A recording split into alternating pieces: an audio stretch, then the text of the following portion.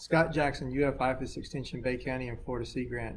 Here with Julie McConnell, our horticultural agent, and we're getting ready for our invasive species workshop and also the air potato challenge. And we got a special shipment in today, and Julie's going to tell us a little bit about what we received from FedEx just a little bit ago.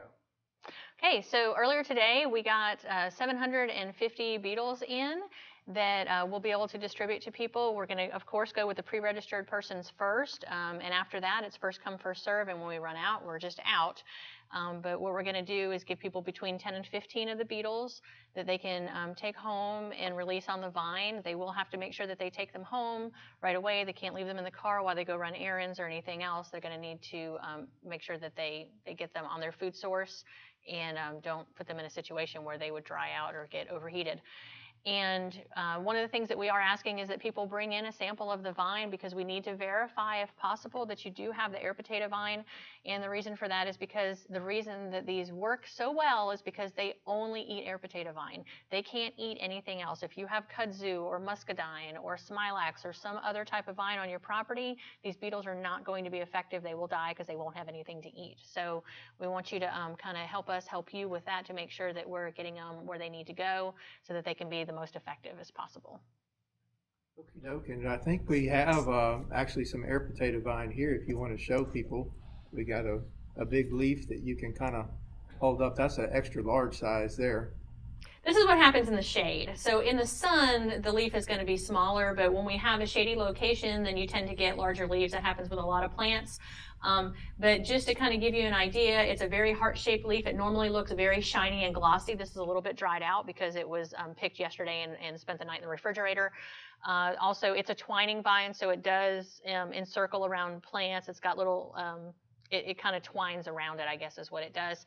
And if you have, I don't know if there would be any around still, but normally they put out these potatoes or air bulbils, and those kind of happen at the end of the season, but you may still have some laying around. That's also helpful for identification. If you have any of those, this is a good identifying feature. So the big heart-shaped leaf with the veins that go out, and it usually looks very glossy when it's fresh.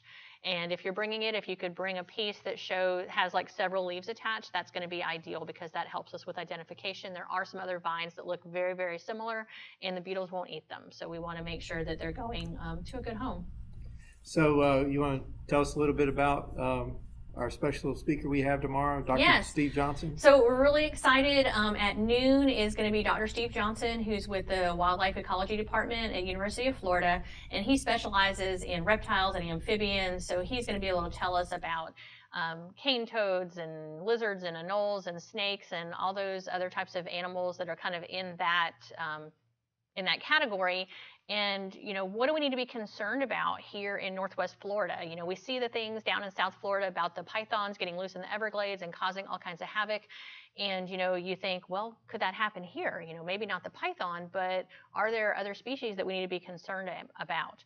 And, if there are some, which ones we need to be on the lookout for? And, of course, one of the big things is responsible pet ownership. Because sometimes when those animals end up establishing in our natural areas, it's because people have pets that either escape or they no longer want, and they think they're going to set them free, not realizing that can be really, really damaging.